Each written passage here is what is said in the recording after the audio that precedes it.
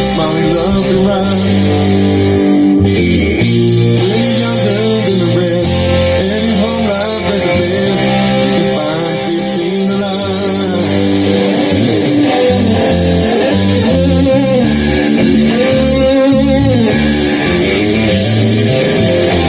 Lord, give him one more chance to let him ride. Hi, how you doing? It's Mitch from Hardntentions YouTube channel. Been a while, but I got a question a few times that I wanted to answer. Actually, about a couple people. So, excuse my parents just got home from work. On the way home, I was thinking about, people keep asking me about Casper and some other guy, Casper Odinson, probably. I think. Do I know him? What do I think about him? Et cetera, et cetera. Hayes out, whatever. And so, no, I don't know him. I've never met him. I heard his name in the system, and then, like everyone else who's asking the questions who don't know him, they don't know him. They saw him on National Geographic special on the yard with some other guys.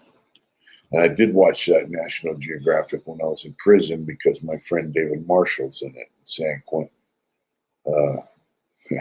They tore up his cell when he lived with Bruce. That's kind of why I watched it. So I did see the same National Geographic special that you guys watched. For whatever reason, that's where you get the name. Most people, maybe not everyone. Do you get, got his name? Do I know him? No, I don't. I don't know. So he said something like 1986. I'd already been in prison, 7, 8 years. I think it's 7 years, I know he was, excuse me, that's my phone.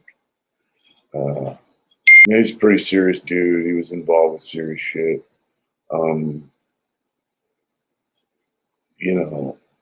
He dropped out for whatever reason. We can get into that. But so he was on a yard, like with Mike Thompson, who, I think's a real piece of shit, narcissistic, fucking sociopath.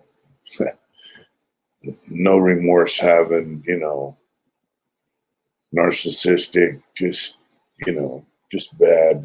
People know what I think about Mike. I made a video. You can check it out. Mike's a fucking turd.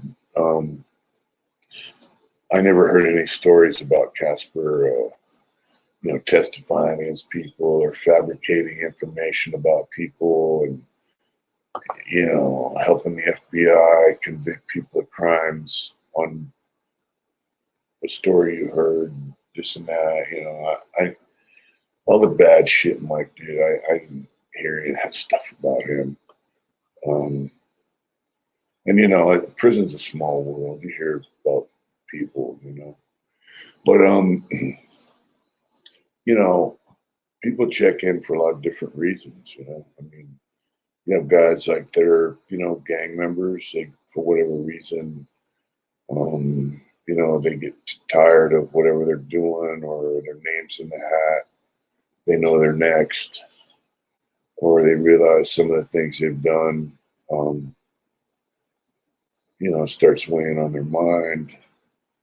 And not just gang members, but guys that are, there are guys in prison that do everything a gang member would do, and they're not. They're just dudes. We got a homeboy that whacked a dude just, in Folsom. Long story. There's guys that whack people and do things that gang members do. They're not gang members, and maybe they get whatever. People get worn out, tired, wake up, whatever you want to call it. Well, and then you got guys that are they run around and use people up, pretend shot caller, in the mix of everything that's going on, like they're all that, and then people get upset. They find out they're in the hat, and they check in. It's kind of like what Mike Thompson did. You got guys that pill around with dope. They have a mediocre sack of dope or small sack of dope, and they're in the mix, trying to make some money, try to stay loaded. Like I had a neighbor up in Corcoran, man. He would hit, he'd have about a half ounce or half a piece of heroin, and he'd make some money, shoot a bunch of dope, then that would run out, and then he would go get $2,000 or $3,000 in debt. And I'd tell him, hey, dude, you better pay that shit. They're gonna whack you. And he'd get another piece, and he'd sell some, on and on and on. In the end, it caught up with him. So you get guys like that. And then you got guys that buy dope, pay their debts for a while, slave away in PIA so they can buy a shot of dope once a month.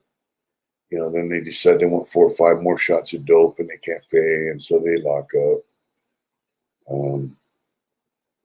You got guys that just don't understand prison, get scared and lock up. You got guys that are sex offenders that lock up. You got guys that walk around the yard, gather information, tell everything they know, lock up, try to earn favor with a board. We had a dude in Soledad, always on it, just different shit. Always in everyone's business, except mine and my crew, but he was always in the shit, And we found out about Proposition 36, which is if you're in there on a drug charge, you were going to get some love. And a lot of guys did. And he came out to the yard and he goes, yeah, I filed my Prop 36. And then the next day he was gone. I go, where'd that dude go? I forget his name. He went over to Soledad North to the PC yard. He went and racked up about $500 or $600 worth of debt. And thinking, hey, Prop 36 is going to get me out. Fuck, I'll be done with prison. Never come back, blah, blah, blah. That's probably his mindset. And he checked in, we had a guy in Folsom, man, run his mouth. I'm a killer. Guys put a knife in his hand, told him to go stab that rat motherfucker over there. And he walked right to the program office and turned in the knife. You got guys like that. And you got 10 or 20 different layers in between each thing I just spoke of, reasons why guys lock up. I'm sure situations I would never understand, in a lot of cases, I don't. And so,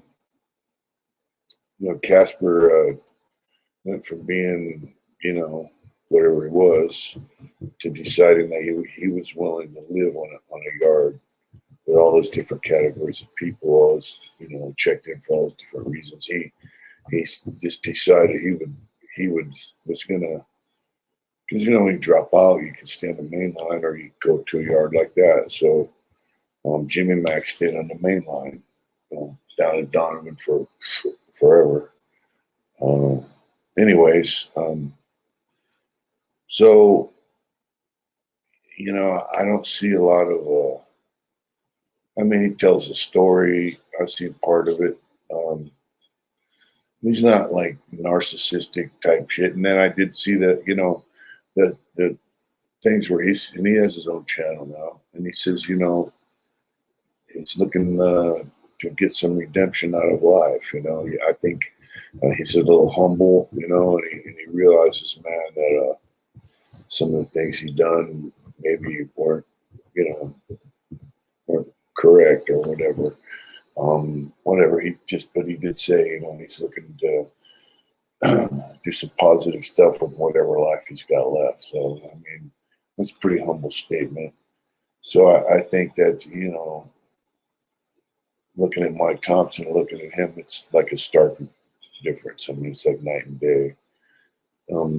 Mike Thompson had no remorse, nothing, be a man kind of attitude and all that shit. And Casper has some remorse, which is actually what being a man is all about. And, he said he wants to do some good shit with his life. Now, there's people in the world that won't fuck with him because he's a dropout. He spent the rest of his term on a yard with dudes like that. There's guys like, I don't really care. I mean, it's his life, but, glad he's out. Glad, he did 38, 39 years. Glad he's out. I hope he can do some positive stuff with his life. That's my take on Casper. You go and do some of the shit some of these guys did. Sometimes you get a change of heart. Seems like he's had a change of heart. I know he was a serious dude at one time. Homeboy Mick was on the yard with him when he first went into prison. Hopefully he can do some more positive things out here in the world while he's out here in the world, Some people will get something from this story and some people won't, but he's got a platform where he can tell it. I don't see a lot of bullshit in the story. No fake bravado, taking on 8 assassins with a broomstick or, with bare hands, all that shit. Yeah, I don't see a lot of that in this thing. So anyway, that's my take there. You guys keep asking me about Casper. Very popular guy. He was on a TV show. Sorry, I got his name. He's out. I don't know him. I seen a little bit of the video. Said he made him he was on Sean's thing. Glad he's out. I hate to see motherfuckers rot away in prison doing life, whether you like him or not. So hats off to him. There you go. That's my take. Hopefully he can get out there and do it hard too. See you guys later. Thank you. Do it hard.